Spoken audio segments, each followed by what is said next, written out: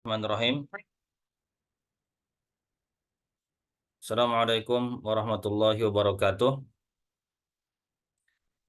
Alhamdulillahirabbil alamin wa bihi nasta'inu ala umuri dunya waddin. Wassalatu wassalamu ala asyrafil anbiya'i wal mursalin nabiyyina wa habibina Muhammad ibn Abdullah wa ala alihi wa sahbihi wa man sara ala nahjih wastanna bi sunnatihi ila yaumiddin.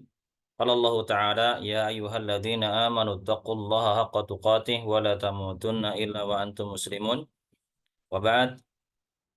Alhamdulillah kita bersyukur pada Allah Subhanahu wa taala yang di sore menjelang petang ini kita diberikan oleh Allah Subhanahu wa taala dianugerahkan berupa kesehatan, kesempatan dan nikmat yang lainnya sehingga kita bisa diberikan kemudahan untuk bisa hadir di pembelajaran jarak jauh pembahasan dari kitab Al-Arba'in An-Nawawi.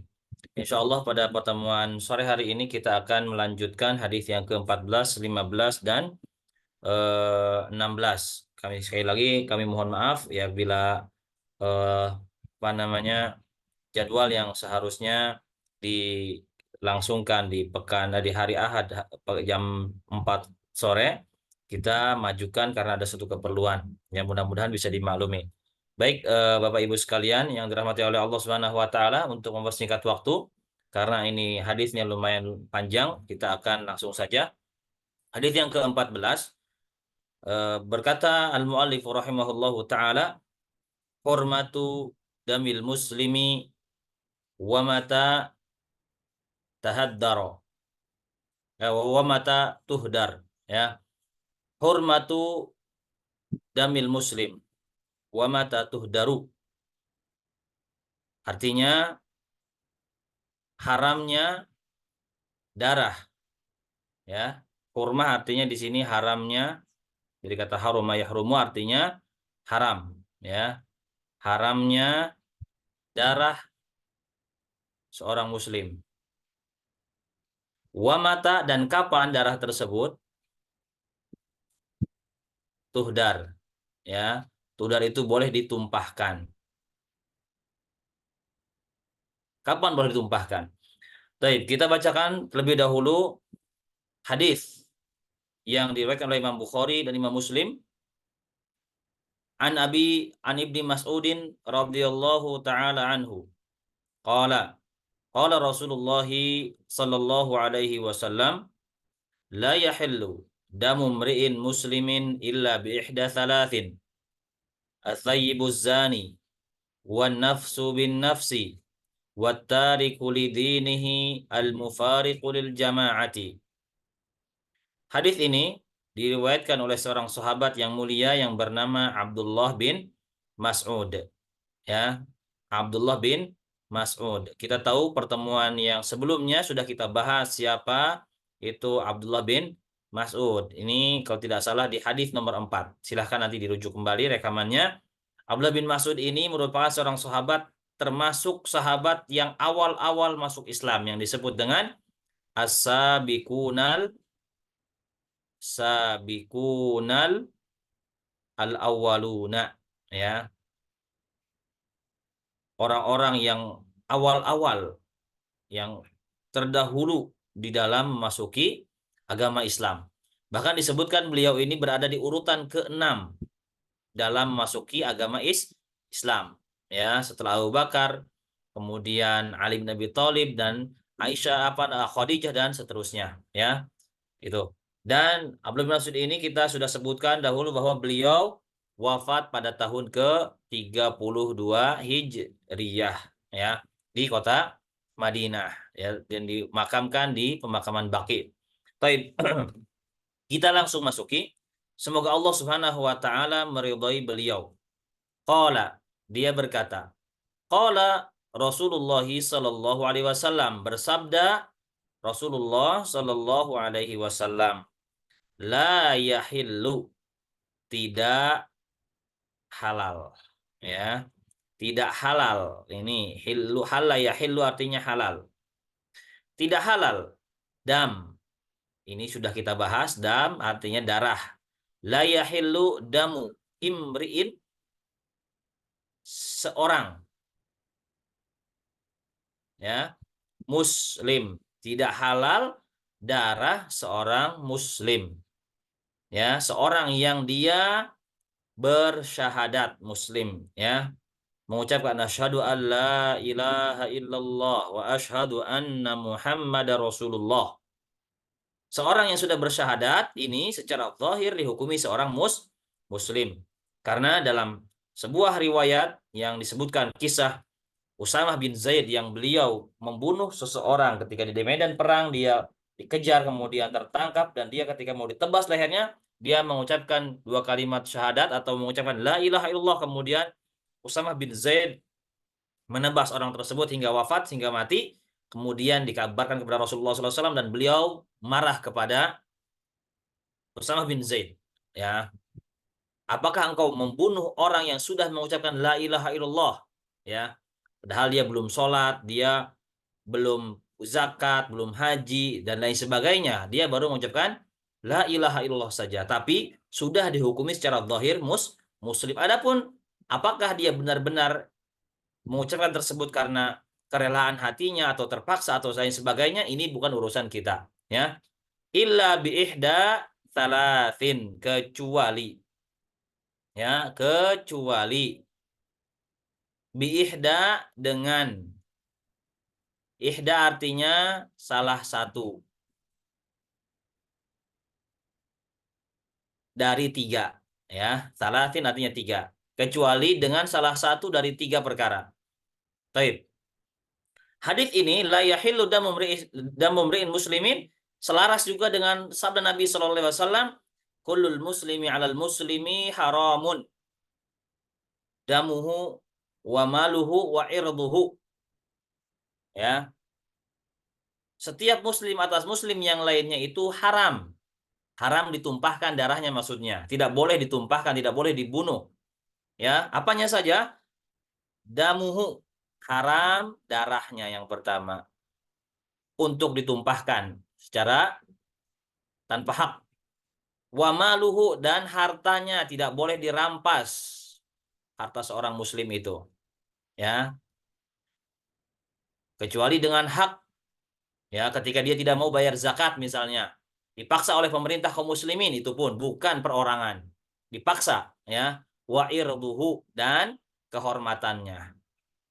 Kecuali orang-orang yang dia terang-terangan berbuat berbuat dosa dan maksiat, ya. Atau dia terang-terangan berbuat maksiat pada Allah Subhanahu wa taala.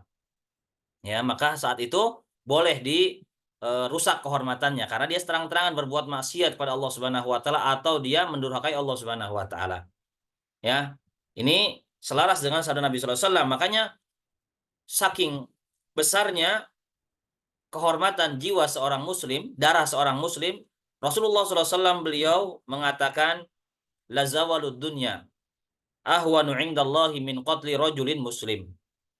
Binasanya dunia secara keseluruhan itu di hadapan Allah Subhanahu wa taala jauh lebih sepele nilainya daripada hilangnya satu nyawa seorang muslim. Bayangkan, ya. Ini bantahan buat orang-orang yang getol melakukan, mohon maaf ya, pembunuhan yang mereka anggap sebagai seorang togut, ya, baik dengan cara pengeboman dan lain sebagainya. Orang kafir mu'ahad saja itu dilarang untuk dibunuh oleh seorang muslim. Oleh Rasulullah SAW dilarang dalam hadis. Man qatala mu'ahadan lam yarah raihatal jannah. Gimana dengan seorang muslim yang dia masih sholat, masih percaya sama Allah Subhanahu wa taala, beriman, dibom, walaupun alasan kata mereka mereka adalah togut. Ya. Ini karena apa? Nyawa seorang muslim itu lebih mulia di hadapan Allah Subhanahu wa taala daripada dunia dan seisinya. Bahkan, ya, kata Rasulullah SAW para bersabda, ya, mengatakan untuk Ka'bah, ma'a'adhamu hurmatuki. Alangkah agungnya kehormatanmu wahai Ka'bah. Namun kata Rasulullah SAW, jiwa seorang muslim itu jauh lebih berharga daripada kehormatanmu. lebih mulia, lebih agung daripada kehormatan wahai Ka'bah, kata Rasulullah SAW. Makanya perhatikan bagaimana Allah SWT mengancam wa may yaqtul mu'mina muta'ammidan fajazauhu jahannamu khalidan fiha. Barang siapa yang membunuh seorang muslim atau seorang mukmin dengan sengaja, fajazauhu jahannam, maka balasannya adalah neraka jahanam, khalidan fiha, maka akan kekal selama-lamanya di dalam neraka, kata Allah Subhanahu wa taala. Wa ghadiballahu alaihi, dan Allah akan murka kepadanya, wa la'anahu, dan Allah akan melaknat orang yang membunuh seorang muslim, seorang mukmin. Ya, wa a'adda lahu 'adzaban 'adzima. Namun perlu diketahui bahwasanya membunuh jiwa seorang muslim memang terancam neraka. Apakah dia kekal selama-lamanya di neraka atau tidak? Perlu digarisbawahi di sana. Karena ada dalil lain, ya, yang mengecualikan innallaha la yaghfiru ayyushraka bihi wa yaghfiru ma duna dzalika liman yasha. Sungguhnya Allah Subhanahu wa taala akan mengampuni dosa selain dosa syirik, ya, bagi orang-orang yang Allah tidak akan mengampuni dosa syirik, tetapi Allah akan mengampuni dosa selainnya bagi siapa saja yang oleh Allah Subhanahu wa taala kehendaki. Ini dijadikan juga dalil ayat ini untuk orang-orang apa bagi orang oleh orang-orang Khawarij untuk mengkafirkan orang-orang muslim, orang-orang beriman yang tidak sepahaman dengan mereka. Ya, di antaranya mengapa terjadi pengaboman, yang jadi korbannya adalah orang-orang beriman, orang-orang muslim, ya, penegak aparat keamanan yang dibom oleh mereka, dibunuh. Nah, itu dia. Karena mentakwil ayat atau memahami ayat, ya, tidak berpatokan kepada para ulama tafsir, pada ulama yang rabbani. Akhirnya salah. Ya, seperti itu. Nauzubillah. Nah, Rasulullah SAW juga menyebutkan dalam hadis yang lain, lan yazalal mu'minu fi fushatin min dini. Seorang mukmin itu akan senantiasa berada di bawah rahmat Allah Subhanahu wa taala. Maksudnya akan mendapatkan ampunan dari Allah Subhanahu wa taala malam yusib daman haraman, selama dia tidak menumpahkan darah yang haram untuk ditumpahkan. Makanya dihindari membunuh jiwa seorang mukmin, seorang muslim. Istilahnya lebih baik mengalah daripada kita mengutamakan ego, ya, karena tersulut emosi akhirnya terjadi pembunuhan, saling bunuh. Dah kita tahu bahwasanya bertikai dengan seorang muslim itu buah si malakama, maju kena, ya, mundur juga kena, maju kena, mundur juga kena, ya, afwan, di sini maksudnya maju kena, mundur juga kena, ya, kena semua. Sebagaimana sabda Nabi sallallahu alaihi wasallam, "Idzal taqal muslimani bisayfaihima fal qatilu wal maqtul finnar." Ya, jika dua orang muslim bertemu dengan pedangnya, maksudnya bertikai, maka sang orang yang dibunuh dan pembunuh sama-sama di neraka. Akhirnya para sahabat berprotes kepada Rasulullah SAW, ya Rasulullah, hadal qatil fama balul maqtul, wahai Rasulullah, kalau yang terbunuh, orang yang membunuh, oke, kita sepakat, ya, kita terima masuk neraka. Kenapa orang yang dibunuh juga masuk neraka? Apa kata Rasulullah SAW? Innahu kana harisan ala qatli sahibihi.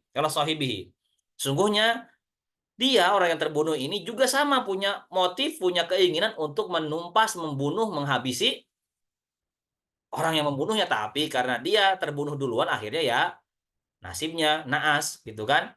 Nah, ini kalau bertikai dengan seorang muslim itu, sekali lagi, ya, maju kena, mundur juga kena. Makanya kita lebih baik harus legowo, ya, lebih baik kita mengalah dalam urusan ini. Baik. Ini hukum asalnya, darah seorang muslim itu haram untuk ditumpahkan, tidak boleh. Makanya hadis ini juga yang menjadi penjelas untuk hadis yang sudah kita bahas pada hadis nomor 8 kalau tidak salah, ya. Umirtu an uqatilan nasa hatta yashhadu alla ilaha illallah wa anna muhammadar rasulullah wa yuqimu shalah wa yu'tu zakah. Fa idza fa'alu dzalika 'asamu minni dima'ahum wa amwalahum illa bihaqqil Islam. Nah, illa bihaqqil Islam, kecuali dengan hak Islam. aku diperintahkan untuk memerangi orang-orang sampai mereka mau bersyahadat. Dua kalimat syahadat, mengucapkan dua kalimat syahadat, menunaikan apa, mendirikan sholat, menunaikan zakat, ya. Kalau mereka melakukan hal itu, asamu minni, terjaga. Apanya? Dima'ahum wa amwalahum, harta mereka, jiwa apa namanya, darah mereka, illa bihaqil Islam, kecuali dengan hak Islam. Apa hak Islam itu? Nah, ini dia penjelasannya. Disebutkan dalam hadis riwayat Imam Bukhari dan Imam Muslim dari Abdullah bin Mas'ud. Tiga hal itu, yang pertama kata Rasulullah SAW, as-sayyibu az-zani. As-sayyib artinya orang yang sudah menikah dengan pernikahan yang sah. Ya, orang yang sudah menikah dengan pernikahan yang sah. As-sayyib artinya. Ya, orang yang sudah menikah dengan pernikahan yang sah, kemudian dia berzina. Ini dia. Taib. Nah, terkait dengan masalah perzinahan ini ada tiga kategori. Satu, ya, atau kita bagi dua deh, dua, ya. Ada yang namanya zina muhson,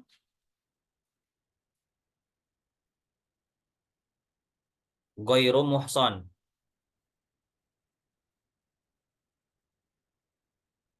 Goiru muhson terbagi dua lagi.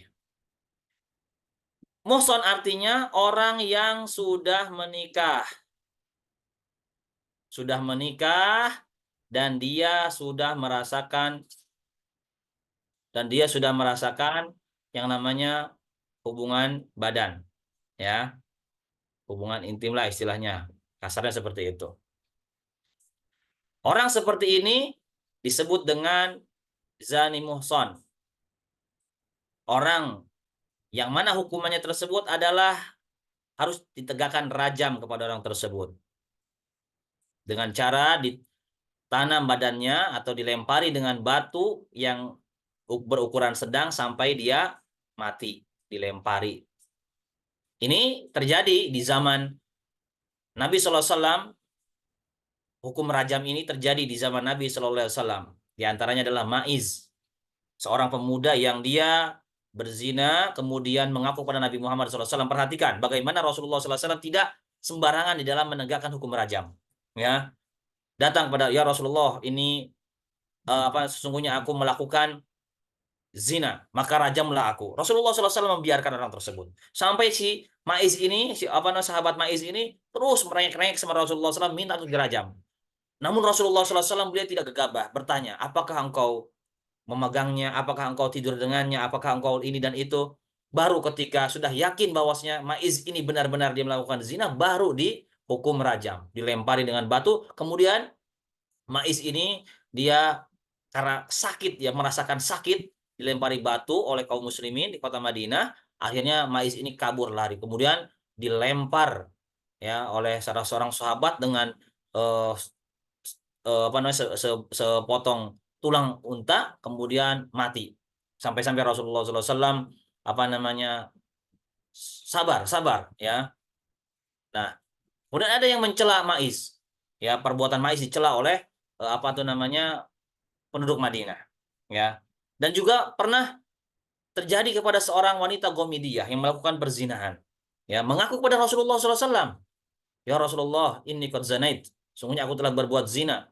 Rasulullah SAW membiarkan, tidak mau gegabah, ya. Sampai detail Rasulullah SAW, karena si wanita ini berkali-kali datang kepada Rasulullah SAW minta untuk dirajam. Rasulullah SAW akhirnya bertanya dengan detail. Kemudian Rasulullah SAW tahu bahwasanya wanita ini sedang hamil. Kata Rasulullah SAW, tunggu sampai melahirkan. Sudah melahirkan, datang lagi pada Rasulullah SAW, tunggu sampai menyusui. Ya, akhirnya ketika sudah ini baru dirajam. Ya, yang mana kata Rasulullah SAW, innahu laqota taubatan. Sungguh wanita tersebut dia telah bertobat kepada Allah Subhanahu Wa Taala. Kalau sekiranya taubatnya itu dibagikan kepada penduduk Madinah, lakafathum, lawasiathum. Sungguh taubatnya itu akan cukup buat penduduk Madinah.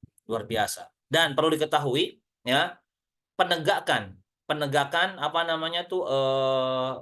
hukum rajam ini di zaman Nabi SAW semuanya terjadi karena pengakuan, bukan dengan cara persaksian, ya, bukan dengan cara persaksian. Ini berat, ya. Semuanya di zaman Nabi SAW itu terjadi dengan pengakuan, bukan dengan persaksian.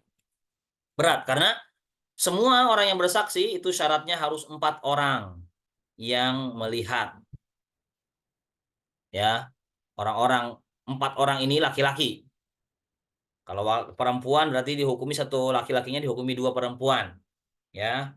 Seperti itu. Berarti mereka semuanya harus sepakat, tidak boleh ada satupun dari mereka yang berbeda kesaksian. Sedikit saja fatal. Apa fatalnya? Orang yang menuding orang-orang atau wanita yang berzina, kemudian mereka tidak bisa mendatangkan bukti 4 orang atau mereka pun berselisih, maka hukuman bagi mereka yang bersaksi adalah dicambuk 80 kali, mohon maaf, 80 kali, dan mereka dihukumi tidak diterima persaksiannya selama-lamanya. Ya, persaksiannya ditolak oleh pengadilan untuk orang-orang yang menuding. Makanya berat penegakan sanksi zina dengan persaksian itu sulit. Dan di zaman Nabi SAW semuanya dengan pengakuan, tidak ada dengan persaksian. Ini hati-hati. Dan CCTV atau video itu nggak bisa dijadikan apa namanya eh, sebagai bentuk saksi pengganti 4 orang. CCTV atau video misalnya direkam dengan video tidak, karena zaman sekarang kita tahu bahwasanya gampang atau mudah rekayasa, ya. Ini tidak diterima persaksian ini, alat rekam. Baik, itu muhson namanya. Kemudian yang kedua goiru muhson. Siapa saja mereka? Orang yang belum menikah sama sekali, ya, masih gadis atau masih bujangan. Yang kedua adalah orang yang nikah tapi belum melakukan jima. Misalnya harusnya dia sudah berjima, karena ada masalah akhirnya tidak berjima. Kemudian orang tersebut akhirnya mengambil jalan berzina. Nah, ini juga sama dihukumi sebagai goiru muhson. Apa hukumannya bagi mereka yang melakukan zina menggoiru muhson? Dicambuk 100 kali dan diasingkan 1 tahun. Tidak boleh waktu namanya tinggal di negeri tersebut, diasingkan, ya.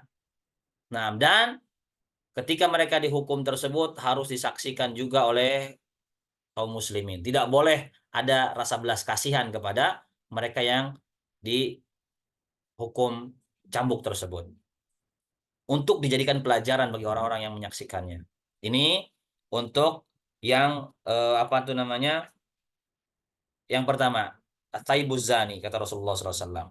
Jadi yang guru muhson itu tidak dirajam, ya. Dan ayat tentang rajam di dalam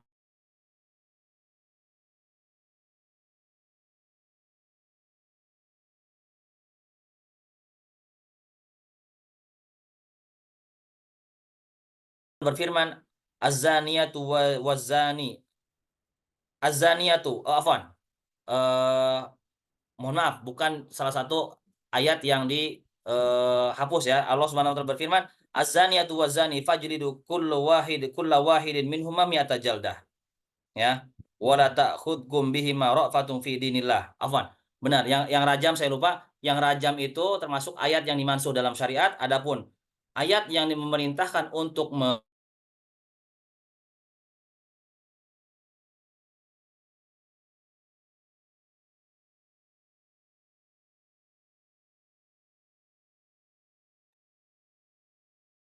Ustaz, suaranya terputus-putus.